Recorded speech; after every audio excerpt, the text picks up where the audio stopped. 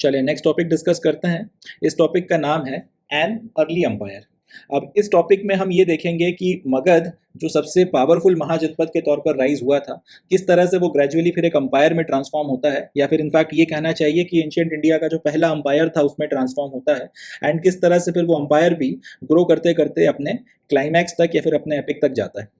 The growth of Magadh culminated in the emergence of Mauryan Empire. Chandragupta Maurya, who founded the empire in 321 before Common Era, extended control as far northwest as Afghanistan and Balochistan, and his grandson Ashok, arguably the most famous ruler of early India, conquered Kaling, present day coastal Odisha. मतलब ये कि जो Magadh grow करता चला जा रहा था एक पावरफुल महाजनपद के तौर पर, धीरे धीरे ग्रो करते करते 4th सेंचुरी आते आते ये क्लियर हो गया कि भाई भारतवर्ष का या फिर आर्यवर्त का सबसे जो ताकतवर महाजनपद है वो है मगध। मगर जैसा कि होता है कि जब कोई ग्रो करना शुरू करता है तो उस ग्रो करने की फिर कोई लिमिट नहीं होती। इंसान की एम्बिशन होती है कि वो जितना ज़्यादा बढ़ा सकता है उतना ज़्यादा बढ़ाए, जितना ज़्यादा एक्सटेंड कर सकता है अपने उस एक्सटेंड तक जो है अपनी किसी भी चीज़ को लेकर जाए। अगर आप कोई कंपनी शुरू करते हैं, कोई दुकान शुरू करते हैं, कोई काम शुरू करते हैं, तो आपका भी ऑब्जेक्टिव यही रहता है कि भाई इसको जितना हो सके उतना बढ़ाया जाए। तो उसी तरह से जब मगध का राइज होना शुरू हुआ और एक महाजनपद से फिर ये सबसे पावरफुल महाजनपद के रूप में ट्रांसफॉर्म हुआ, तो इसके बाद एक के बाद एक जो इस पर रूलर्स रूल कर रहे थे उनकी फिर इच्छा जो है इसको और ज़्यादा एक्सटेंड करने की बढ़ती चली गई।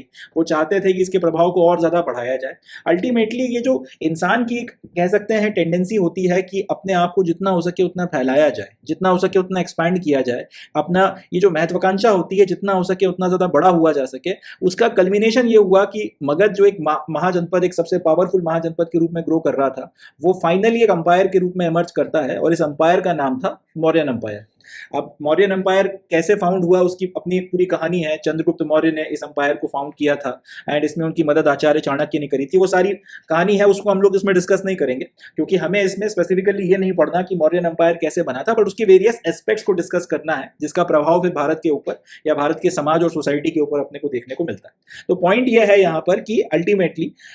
ये जो मगध बढ़ता चला जा रहा था और उसके साथ ही साथ और भी काफी सारे जो पावर प्ले चल रहे थे, उन सबका नतीजा ये निकला कि 321 ईसा पूर्व में या 321 बिफोर कॉमन एरा में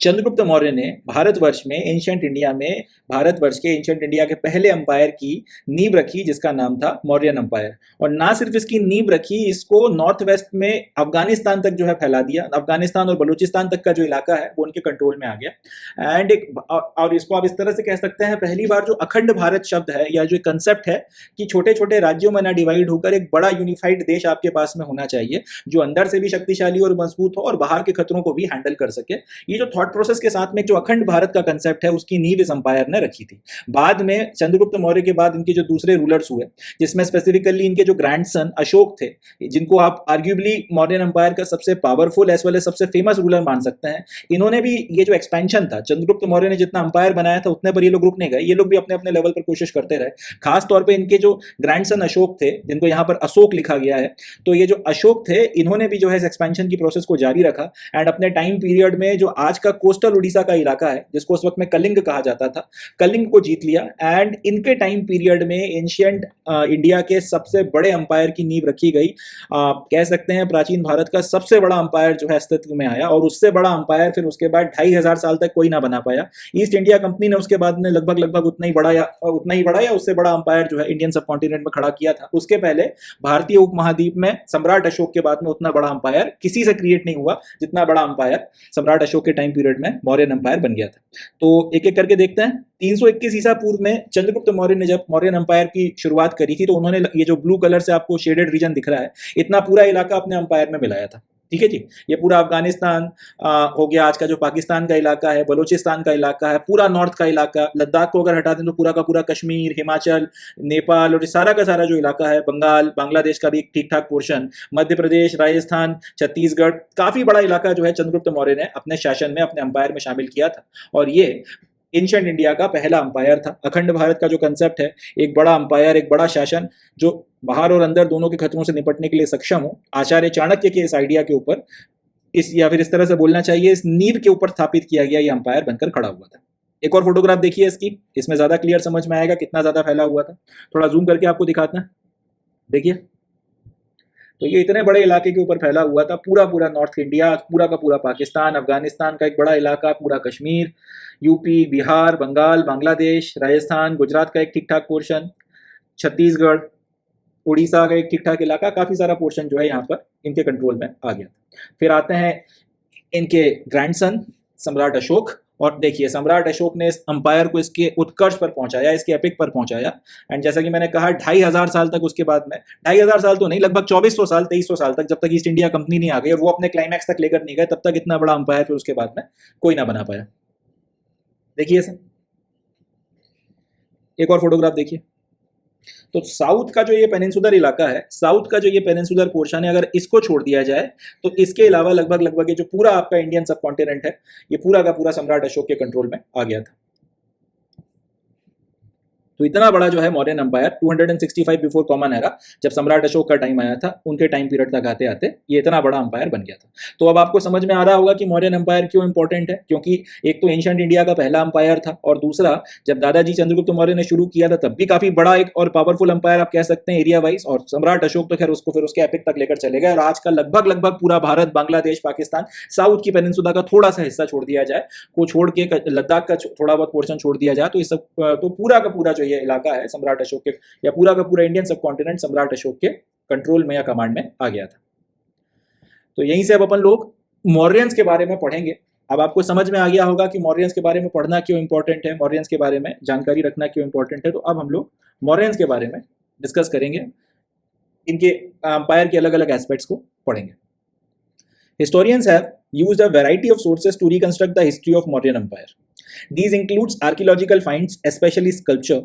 Also valuable are the contemporary works such as the accounts of Megasthenes, a Greek ambassador to the court of Chandragupta Maurya, which survives in fragment. Another source that is often used is the Arthashastra, parts of which were probably composed by Kautilya or Chanakya, traditionally believed to be the minister of Chandragupta. तो आज की तारीख में इतिहासकार, इस बात में तो कोई दो राय की बात नहीं है कि मौर्यों का जो अंपायर था वो एंशिएंट इंडिया के सबसे इंपॉर्टेंट अंपायर्स में से एक था। मगर अब इसके बारे में पढ़ना है, इसके बारे में जानकारी हासिल करनी है, जानकारी जुटानी है, इसका इतिहास लिखना है, तो उसके लिए अब किन सोर्सेस का इस्तेमाल किया जाए। तो हिस्टोरियंस मौर्यन अंपायर का इतिहास या मौर्यन अंपायर की हिस्ट्री लिखने के लिए कई सारे वैरायटी ऑफ सोर्सेस का इस्तेमाल करते हैं। प्रोमिनेंटली इसमें यूज किया जाता है स्कल्पचर्स का, या फिर आर्कियोलॉजिकल फाइंड्स भी आप इसे कह सकते हो। पुरातात्विक सर्वेक्षण में जो भी आपको आर्कियोलॉजी से रिलेटेड एविडेंसेस मिलते हैं, शिलालेख हो गए, स्कल्पचर्स वगैरह हो गए, कलाकृतियां हो गई, इनका जो है प्रोमिनेंटली इस्तेमाल किया जाता है आपका मौर्यंस का जो है इतिहास लिखने में। इसके अलावा उस टाइम पीरियड में जो किताबें लिखी गई थी, जो कंटेम्प्रेरी आपका कुछ अगर रिटन रिकॉर्ड हमको मिलता है, तो उसका भी हम लोग प्रोमिनेंटली इस्तेमाल करते हैं। इसमें सबसे इंपॉर्टेंट है, चंद्रगुप्त मौर्य के दरबार में एक ग्रीक एम्बेसडर आए थे जिनका नाम था मेगास्थनीज। मेगास्थनीज ने अपनी एक किताब लिखी थी इंडिका। उस किताब की आज की तारीख में कुछ छोटे छोटे फ्रैगमेंट्स या कुछ छोटे छोटे टुकड़े बचे हुए हैं। उन छोटे फ्रैगमेंट्स से, इन छोटे टुकड़ों में जो जानकारी हमको मिलती है, उसका हम लोग इस्तेमाल करते हैं चंद्रगुप्त मौर्य के बारे में लिखने के लिए, या फिर मौर्यन अंपायर के बारे में लिखने के लिए।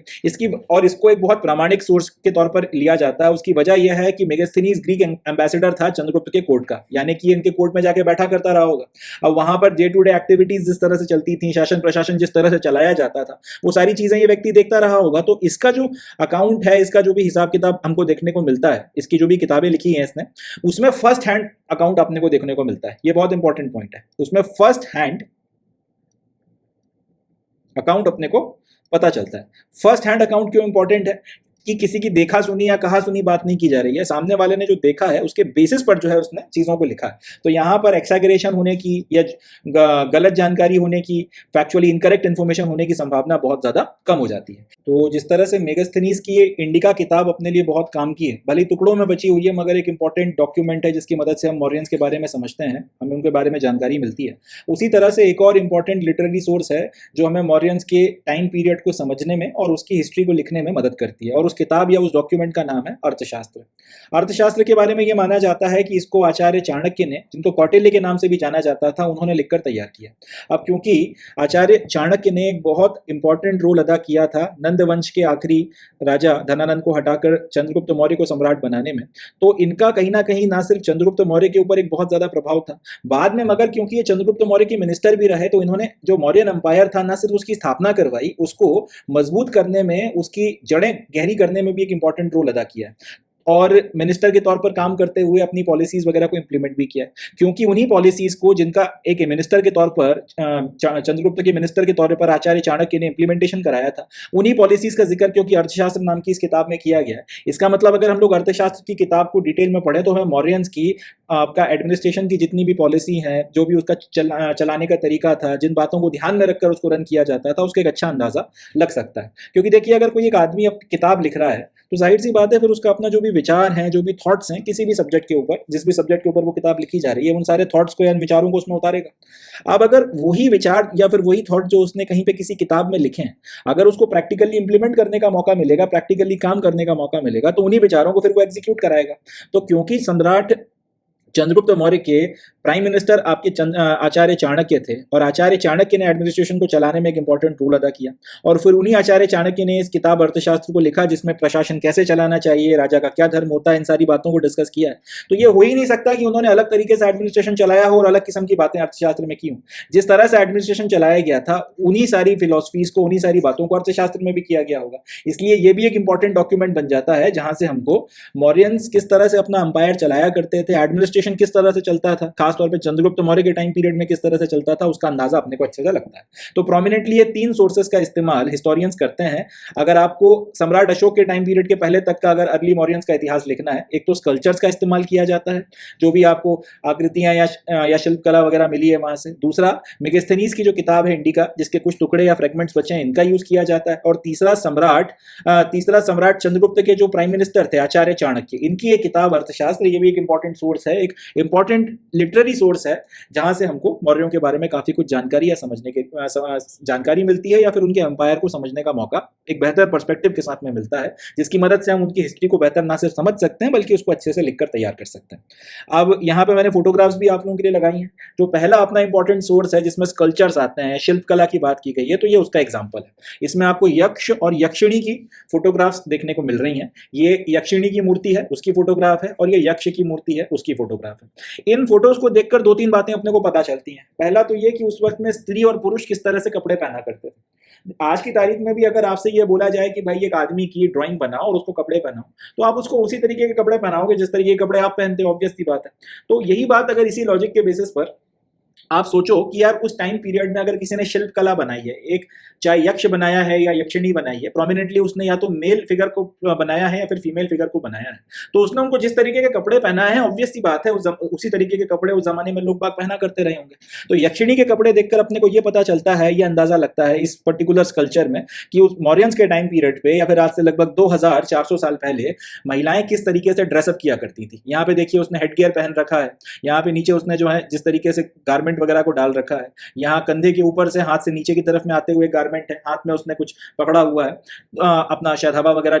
करने के लिए। तो इस तरीके से आपको महिलाएं किस तरह से कपड़े पहना करती थी वो पता चलता है। इसी तरह पुरुष उस जमाने में किस तरह से ड्रेसअप किया करते थे, यक्ष को देखकर हमको एक अंदाजा लगता है। इसी तरह इनकी और भी अलग अलग अगर हम लोग एस्पेक्ट्स को ध्यान से देखें तो हमें एक बात समझ में आती है कि पत्थरों को तराश कर मूर्ति बनाने की जो टेक्निक थी या जो कला थी मौर्यों के टाइम पीरियड पे अच्छी खासी इवॉल्व थी। अब कौन ये बोल सकता है इस यक्ष की तस्वीर को देखकर कि ये 2400 साल पहले बनाई गई शिल्प कला है, या फिर यक्षिणी को जितना अच्छे से पॉलिश किया गया इसको देखकर कौन कह सकता है कि इसको बिना मशीनों की मदद से सिर्फ छैनी हथौड़े की मदद से चिसल कर जो है इसको आकृति को जो है उकेरा गया है, पत्थर के ऊपर इसको बनाया गया। तो ये एक इंपॉर्टेंट सोर्स है। इसी तरीके से और भी जो अलग अलग जो आपके स्कल्पचर्स वगैरह मिले हैं, इनको स्टडी कर आर्कियोलॉजिस्ट हो गए या हिस्टोरियंस हो गए, वो मौर्यंस के बारे में काफ़ी सारी इन्फॉर्मेशन इकट्ठी करते हैं, और इस इन्फॉर्मेशन या फिर इस आर्कियोलॉजिकल फाइंडिंग, इस हिस्टोरिकल इन्वेस्टिगेशन का इस्तेमाल फिर उस टाइम पीरियड का इतिहास लिखने में, उसकी हिस्ट्री को लिखने में किया जाता है। जैसे ये दूसरा स्कल्पचर, और ये तो खैर बहुत फेमस है, आप लोग सभी लोगों ने देखा होगा, ये जो लायन कैपिटल है। अब इसको देखिए, इसको भारत सरकार ने बाकायदा अपने ऑफिशियल लोगों के तौर पर भी अडॉप्ट कर रखा है, मगर ये लायन कैपिटल भी मौर्यंस के टाइम पीरियड पे जो है बनाया गया था। यहाँ पे नीचे जो है एक लोटस का पूरा बेस बना हुआ है सपोर्ट करने के लिए, उसके ऊपर एक और बेस रखा है, और उसके ऊपर ये 4 लॉयंस, जिसमें से अपने को सामने से 3 दिखते हैं, ये बने हुए हैं। अब इनकी पूरी जो शिल्प कला है, इसको देखकर आप यही कह सकते हैं कि मौर्यंस के टाइम पर ये पत्थरों पे स्कल्पचर्स बनाने की कला या स्कल्पचर्स बनाने की पूरी टेक्निक जो थी वो अच्छी खासी इवॉल्व टेक्निक थी, काफी ज्यादा इवॉल्व टेक्निक थी। और ना सिर्फ ये इवॉल्व थी, मगर कहीं ना कहीं बड़े अनइमेजिनेबल किस्म के स्कल्पचर्स वगैरह बनकर तैयार होते हैं। 2400 साल पहले, 2500 साल पहले अगर इस तरीके की स्कल्पचर्स वगैरह बनाए जा रहे थे जो आज भी इतना ज़्यादा फ्रेश हैं, इतना ज़्यादा क्लियर है, तो ये अपने आप में एक एविडेंस है इस बात का कि हमारे जो पुरखे रहे हैं, हमारे जो पूर्वज रहे हैं, वो बहुत ग्रेट ग्रेट किस्म के बिल्डर्स थे, आर्ट के प्रति एक बड़ा अच्छा टेस्ट रखते थे, कल्चर के प्रति एक बड़ा अच्छा टेस्ट रखते थे, और उनके द्वारा पीछे छोड़ी गई है जितनी भी आपकी कलाकृतियां हैं, ये इस बात की तरफ इशारा करती हैं। ये देखिए, ये लिटरेरी सोर्सेज हैं। ये मेगास्थनीज की किताब है इंडिका, इसका इंग्लिश ट्रांसलेशन J.W. मैकक्रिंडल ने किया हुआ है। अब जाहिर सी बात है, इस किताब के सिर्फ कुछ फ्रैगमेंट्स बचे हैं, तो जितने फ्रैगमेंट्स थे उनका ट्रांसलेशन वगैरह इन्होंने किया होगा, और जितने हिस्से गायब हैं तो उसको फिर जितने हिस्से आपके पास हैं उसके बेसिस पे एक्स्ट्रापोलेट कर उसके बारे में कुछ ना कुछ लिखा होगा, मगर एक अल्टीमेटली किताब उन्होंने बनाकर तैयार करी है। मेगास्थनीज के द्वारा लिखी हुई इस किताब, जिसका नाम इंडिका है, उसका इंग्लिश ट्रांसलेशन यहाँ मैंने आपके लिए लगाया। इसी तरह से कौटिल्य या फिर आचार्य चाणक्य के द्वारा जो अर्थशास्त्र किताब लिखी गई है, उसका भी मैंने यहाँ पर आपके लिए ये फोटोग्राफ लगाया है। तो ये भी इंपॉर्टेंट सोर्स है, इनका भी इस्तेमाल जो है किया जाता है, इनसे भी जो है मौर्यंस के इतिहास को समझा जाता है और इसकी हिस्टोरिकल राइटिंग की जाती है। इसके अलावा ये जो सारे सोर्सेज हैं, इसके अलावा अगर हम लोग रिलीजियस टेक्स्ट की बात करें, तो जो मौर्यों के टाइम पीरियड पे बुद्धिस्ट और जैन टेक्स्ट लिखे गए, इनफैक्ट मौर्यंस के बाद में भी के टाइम पीरियड में भी जो बुद्धिस्ट और जैन टेक्स्ट लिखे गए, जिसको कई बार आप लेटर बुद्धिस्ट और जैन टेक्स्ट बोलते हैं, एंड साथ ही साथ जो पुराणिक लिटरेचर लिखकर तैयार किया गया है, संस्कृत में जितना भी काम वगैरह हुआ था मौर्यंस के टाइम पीरियड पे भी, मौर्यंस के बाद की भी कई सारी शताब्दियों तक में, उसमें भी मौर्यों का क्योंकि जिक्र काफी बार आपको देखने को मिलता है, उनके बारे में कोई ना कोई रेफरेंस आपको मिलता रहता है, तो ये भी एक इंपॉर्टेंट सोर्स का काम करता है जहां से हमको उनके इतिहास के बारे में कुछ ना कुछ जानकारी पता चलती रहती है। इसको थोड़ा सा समझते हैं।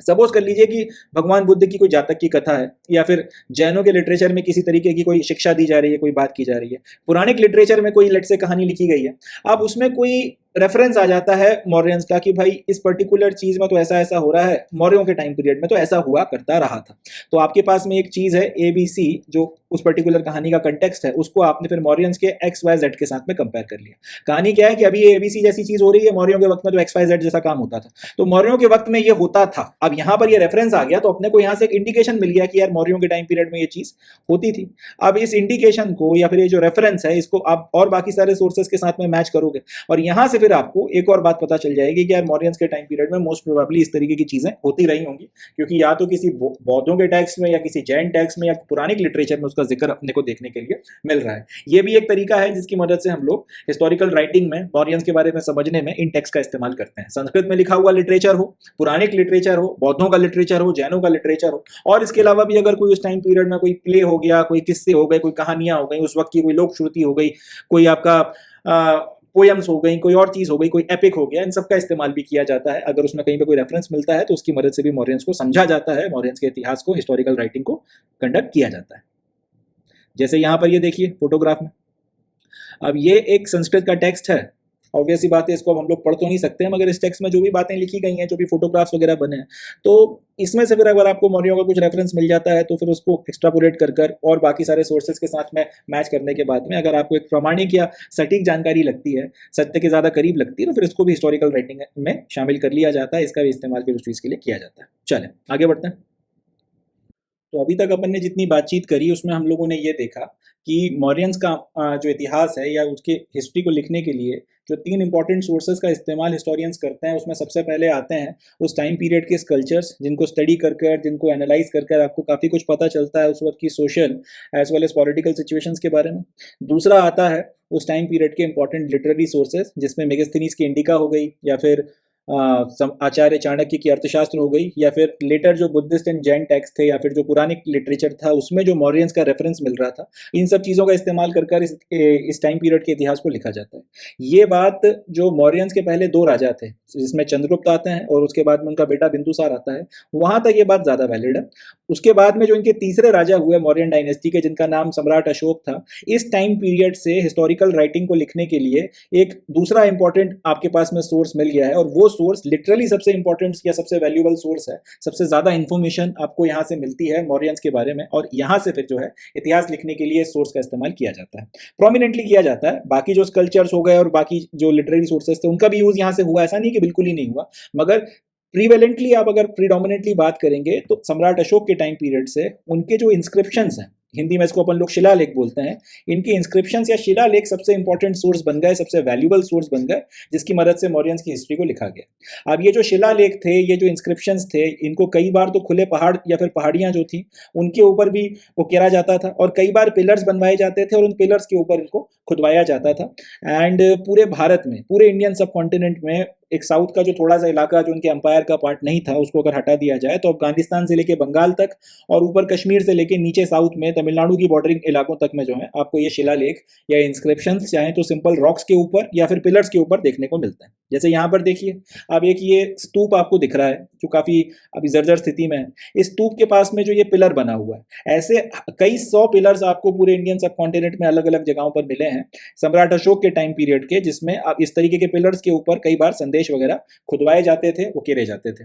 और क्योंकि इसमें काफ़ी इंटरेस्टिंग बातें की गई हैं, जिस तरीके की बातें ना तो सम्राट अशोक के पहले किसी ने करी और ना सम्राट अशोक के बाद में ऐसा कोई राजा हुआ जिसने इस तरीके के की बातें, जिस तरीके की इंस्ट्रक्शंस आपको इन शिलालेखों में मिलते हैं उस तरीके की बातें नहीं की, तो कहीं ना कहीं ये एक इंटरेस्टिंग सोर्स है एक राजा को समझने का। एंड कहीं ना कहीं ये सम्राट अशोक को अलग बनाता है, ये उनको जो है बहुत डिफरेंट किस्म की लाइट में खड़ा करता है इनके पहले और इनके बाद वाले रूलर्स की रिस्पेक्ट में। और वो किस तरह से करता है, जैसे जैसे हम लोग पढ़ेंगे इनके बारे में भी आगे सब्सिक्वेंट स्लाइड्स में, तो आपको पता चलेगा। पहले ये मैप देखिए। अब इस मैप में अगर हम देखें तो कितना वो क्षेत्र है और कहाँ कहाँ पर इनके इस तरीके के एडिक्ट्स या फिर शिलालेख मिले हैं, चाहे तो पिलर के फॉर्म में मिले हैं, चाहे किसी रॉक के ऊपर इंस्क्राइब कोई संदेश आपको देखने को मिला है, वो सब यहाँ पे प्लॉट किया गया। ये नीचे जो साउथ का थोड़ा सा इलाका है जो उनकी अंपायर का पार्ट नहीं था, अगर उसको छोड़ दिया जाए तो उसके अलावा पूरा इंडियन सब कॉन्टिनेंट ऐसा कोई इलाका नहीं है जहाँ पर उनके शिलालेख ना पाए गए हों। जैसे अगर आप एकदम एक्सट्रीम नॉर्थ वेस्ट में चले जाएं तो कांधार तक में उनके शिलालेख मिल रहे हैं, ऊपर शहबाजगढ़ी हो गई, मंशेरा हो गया, यहाँ पर पाए जा रहे हैं। या गुजरात की तरफ या फिर वेस्ट में आ जाए तो गिरनार में मिल रहा है, महाराष्ट्र में सोपारा, यहाँ पे नीचे दक्कन में सन्नाती, Amravati, येरागुड़ी,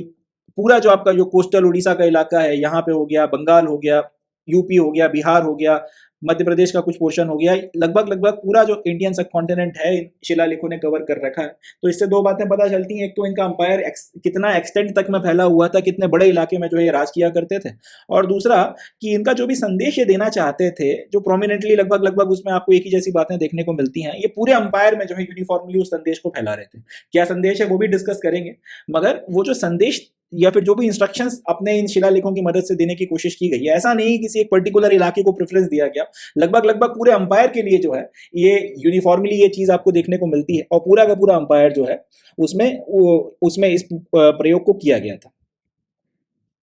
Ashoka was the first ruler who inscribed his message to his subjects and officials on stone surfaces, natural rocks as well as polished pillars. He used the inscriptions to proclaim what he understood to be धम्म। तो वही बात जो मैंने कही कि सम्राट अशोक पहले ruler थे जिन्होंने अपना जो भी संदेश देना है, चाहे तो अपनी प्रजा को देना है, चाहे अपने ऑफिशियल्स को देना है, उनको पत्थर की या स्टोन की सरफेसेस के ऊपर खुदवाया था। कई तो ऐसे नेचुरल रॉक्स थे जिनके इस्तेमाल किए हैं, मैं आपको अभी फोटोग्राफ्स भी दिखाऊंगा जिसके ऊपर इनका संदेश इन्होंने खुदवाया था। और कई बार वो एक पिलर बनवाते थे, पूरा एक आपका पिलर बनवाकर उसको पॉलिश करवाया जाता था, घिसवाया जाता था, चिकना किया जाता था, और उसके बाद में उसके ऊपर अपने शब्द वगैरह जो है वो उकेरे जाते थे, अपना जो भी मैसेज वो देना चाहते थे वो दिया जाता था। प्रोमिनेंटली जो भी इंस्क्रिप्शन हमको मिले हैं, इसकी मदद से सम्राट अशोक ने एक अपना धम्म को उन्होंने जिस तरह से समझा था, धम्म की जो उनकी एक अंडरस्टैंडिंग डेवलप हुई थी, बुद्धिज्म के बारे में उनका जो एक विचार या फिर एक पर्सपेक्टिव डेवलप हुआ था, उसको प्रचार प्रसार करने के लिए, उसको लोगों तक पहुंचाने के लिए इन इंस्क्रिप्शंस का इस्तेमाल किया गया था। इसमें उनका कहना ये था, अब सारे लोगों से वो ये बात कह रहे हैं, बड़ी इंटरेस्टिंग बात है, देखिए कि अपने एल्डर्स की रिस्पेक्ट करिए, आपके जो बड़े हैं उनकी आप रिस्पेक्ट करिए। दूसरा इनका कहना ये था कि जो ब्राह्मण है उनके प्रति आप जेनरस रहिए, उनके साथ में आप अच्छे से ट्रीटमेंट करिए। साथ ही साथ ब्राह्मणों के अलावा भी अगर कोई संन्यास ले लेता है, अपनी जो वर्ल्डली लाइफ है, अगर जो आपका एक कह सकते हैं गृहस्थ जीवन है, अगर उसका त्याग कर देता है तो उसका भी जो है आप सम्मान करिए। तीसरा, जो आपके स्लेव्स हैं और आपके जो सर्वेंट्स हैं उनको बहुत काइंडली आप ट्रीट करिए। अब ये कितनी इंटरेस्टिंग बात है, इस तरीके की बात इसके पहले और इसके बाद किसी राजा ने जनरली की नहीं, और पब्लिकली इस तरीके के इंस्क्रिप्शंस खुदवा के ये बात नहीं बोली है कि भाई अपने जो स्लेव्स और सर्वेंट्स हैं उनको अच्छे से ट्रीट करो। और अगला पॉइंट बहुत इंटरेस्टिंग है और ये सम्राट अशोक को बहुत अलग बनाता है। इनका कहना है respect for religions and traditions other than one's own. यानी कि अपने खुद के रिलीजन एंड ट्रेडिशन के अलावा आपके जो दूसरे रिलीजन एंड ट्रेडिशंस हैं जिनको आप नहीं भी मानते हो, उनके लिए भी आपके मन में रिस्पेक्ट होना चाहिए। दूसरों के जो ट्रेडिशंस हैं जिन पे भले ही आपका भरोसा हो ना हो, डजेंट मैटर, बट उनकी भी आपने इज्जत करनी है। अब ये कितनी इंटरेस्टिंग बात निकल कर आती है कि 2500 साल पहले भारत में एक ऐसा राजा हुआ था, लगभग 2400-2300 साल पहले एक ऐसा आदमी राज करता था जिसके ये विचार थे, जो अपनी पूरी प्रजा के लिए, फिर से मैं आपको मैप दिखाता हूँ, कांधार से लेकर यहाँ पर अगर आप कोस्टल इलाके तक आ जाएं उड़ीसा के, या फिर बंगाल तक चले जाएं, इस पूरे क्षेत्र में और ऊपर नॉर्थ में यहाँ से मंशेरा से लेके नीचे येरागुड़ी तक में एक संदेश दे रहा है कि भाई बड़ों का सम्मान करो, अपने रिलीजन के अलावा और अपने कस्टम्स एंड ट्रेडिशंस के अलावा दूसरे के जो रिलीजन्स एंड कस्टम्स उनका भी सम्मान करो। हर जो ब्राह्मण है या फिर हर जो व्यक्ति है जिसने संन्यास ले लिया है, जो गृहस्थ जीवन से, जिसमें विषयों के बारे में पूरा इंफेसिस होता है, मटेरियल लाइफ से पूरी तरह से जिसने अपने आप को दूर कर लिया, उसकी रिस्पेक्ट करो, बड़ों का सम्मान करो। तो ये अपने आप में कहीं ना अपने जो जितने भी स्लेव्स हैं, जो आपके सर्वेंट्स हैं, आपके नीचे जो लोग हैं, उनको आप इज्जत के साथ में ट्रीट करो। वो इस तरीके की बातें अगर इंस्ट्रक्शंस में कह रहा है तो ये किस तरीके का राजा है, ये अपने आप में एक इंटरेस्टिंग बात निकल कर आती है। जनरली राजा इस तरीके की बातें अपनी प्रजाओं से करते नहीं है, और करते भी हैं तो एक जगह दो जगह कुछ संदेश दे दिया, कुछ बोल दिया, पत्थर पे चलो अगर आपने उकेरना भी है मैसेज आपका तो एक जगह लगा दिया। पूरे भारत में अगर इस संदेश को फैलाया जा रहा है तो वो कहता है कि he was a different kind of a man, he was not only a different kind of a man, मगर इनका एक जो थॉट प्रोसेस था वो कहीं ना कहीं इनके पहले और इनके बाद आने वाले राजाओं से बहुत ज्यादा अलग था। धर्म की जो अंडरस्टैंडिंग थी, वैसा नहीं था कि वो अपना एक रिलीजन फैलाने की कोशिश कर रहे थे या अपनी एक स्पेसिफिक किस्म की आइडियोलॉजी लोगों के ऊपर इंपोज कर रहे थे, मगर जो बातें कर रहे थे वो अपने आप में एक यूनिवर्सल मैसेज लगता है। 2500 साल बाद भी आप किसी से अगर ये बोलो कि भाई बड़ों का सम्मान करो, या फिर ब्राह्मणों का, या जिन लोगों ने अपना वर्ल्डली लाइफ जो है छोड़ दी है, उनकी आप इज्जत करो, साधु सन्यासियों की, आपके नीचे अगर कोई व्यक्ति है, आपके सर्वेंट्स हैं, उनको अच्छे से ट्रीट करो और सारे रिलीजन्स का सम्मान करो, तो ये आज भी जो है यूनिवर्सल है, तो यूनिवर्सल मैसेज रखता है, आज भी इस मैसेज की अपील है। तो इसके चलते सम्राट अशोक जो है बड़ा एक इंटरेस्टिंग फिगर हो जाता है। ये देखिए, ये फोटोग्राफ में आपको दिख रहा है कि इन्होंने एक रॉक के ऊपर जो है अपना धम्म का संदेश खुदवाया था, ये पूरा का पूरा जो संदेश है इसको लिखवाया था। थोड़ा जूम करके दिखाता हूँ, ये देखिए। अब ये जो पूरा का पूरा इंस्क्रिप्शन है, ये एक नेचुरल, इनको कहीं पे रॉक वगैरह देखने को मिल गया होगा, लोकेशन ठीक लगी होगी, इनको लगा होगा यहाँ से काफी लोग आते जाते हैं, तो उन्होंने इसके ऊपर ये अपना पूरा जो है धम्म का मैसेज, ये जिसमें ये जो सारी बातें हमने डिस्कस करी थी वो सब यहाँ पर उकेरवाया है। इसी तरह से एक ये पॉलिश फिगर, ये पिलर ले लिया यहाँ पर, देखिए जैसे यहाँ पर ये पिलर दिख रहा है, तो इसी तरीके का पिलर यहाँ पे मैंने जूम करके लगाया है। तो ये पॉलिश पिलर है, उसके ऊपर अपना जो संदेश है पूरा धम्म का, उसको उन्होंने खुदवाया है और इसको भी लगवा दिया कि आने जाने वाले लोग जो है पढ़ सकें। यहाँ से एक और सवाल लोगों के दिमाग में उठ सकता है कि सम्राट अशोक ने इतने पिलर्स अगर लगवाए तो इसका क्या ये मतलब बनता है कि उस जमाने में लिटरेसी अच्छी खासी हुआ करती थी, लोग पढ़ लिख सकते थे एंड ठीक ठाक मात्रा में पढ़ लिख सकते थे, तभी इस काम को किया गया होगा? ये सवाल पूछना उचित है, क्योंकि अगर एक व्यक्ति, एक राजा है जो इतने बड़े लेवल पर अपने जो है शिलालेख बनवा रहा है, पब्लिक स्पेसेस में लगवा रहा है, इसका मतलब यही है ना कि वो चाहता है कि लोग बाग उसे पढ़ें, और अगर वो चाहता है लोग बाग उसे पढ़े, इसका मतलब यह है कि लोग बागों को पढ़ना आता है। तो कहीं ना कहीं इससे ये भी समझ में आता है कि मौर्यंस के टाइम पीरियड में लिटरेसी शायद ठीक ठाक अमाउंट में रही होगी, लोग बाग पढ़ लिख सकते होंगे, उनके पास में अक्षर ज्ञान ठीक ठाक मात्रा में रहा होगा। ये इसका एक और एक्स्ट्रापोलेशन जो है अपन लोग यहाँ से कर सकते हैं। तो ये एक पर्टिकुलर पॉइंट है, ये जो धम्म का संदेश और इसका इंस्क्रिप्शन, पहला राजा जो पत्थर के सरफेस के ऊपर, चाहे पॉलिश पिलर हो चाहे नेचुरल रॉक हो, उसका इस्तेमाल संदेश अपने खुदवाने के लिए और धम्म की जो उनकी अंडरस्टैंडिंग डेवलप हुई थी उसको लोगों तक पहुंचाने के लिए, जिसमें इन सारी बातों को किया गया था, उसके लिए वो इसका इस्तेमाल करते थे। और ये इनको इसलिए कहीं ना कहीं अलग भी बनाता है, इंटरेस्टिंग भी बनाता है, और इसी के फिर अलग अलग एस्पेक्ट सोचे जाएं, उनको अलग अलग तरह से एक्स्ट्रापोलेट किया जाए, तो भारतीय समाज को उस जमाने में समझने में भी कहीं ना कहीं ये इंस्क्रिप्शन हमारी मदद करते हैं। चलें, तो अब बढ़ते हैं नेक्स्ट टॉपिक की तरफ, देखते हैं सर।